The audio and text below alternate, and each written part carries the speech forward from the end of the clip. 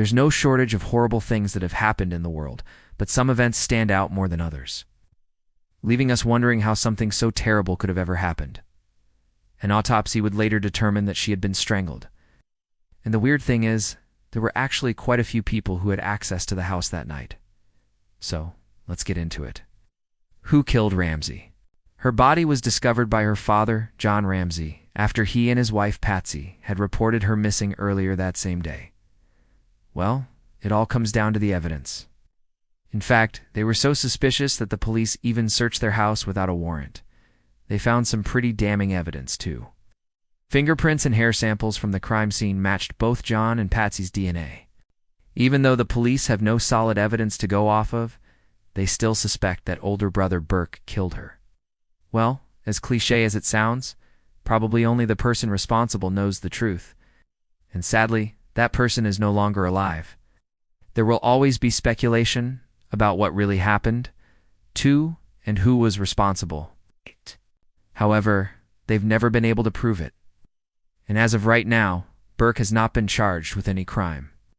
And when investigators asked John whether he was certain he hadn't killed his daughter, he replied, "We all have our moments."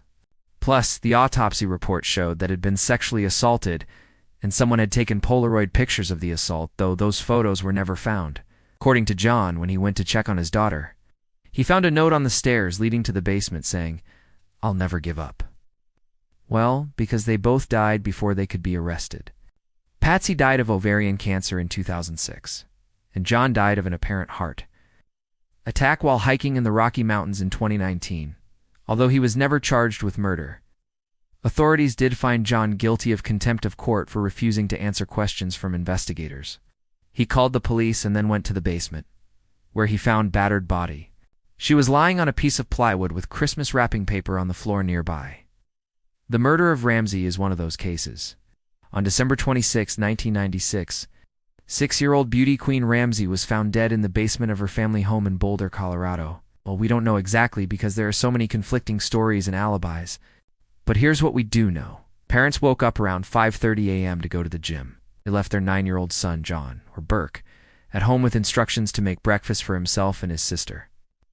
After the kids were asleep, their parents returned home and watched TV until about 9:30 p.m., when they got ready for bed.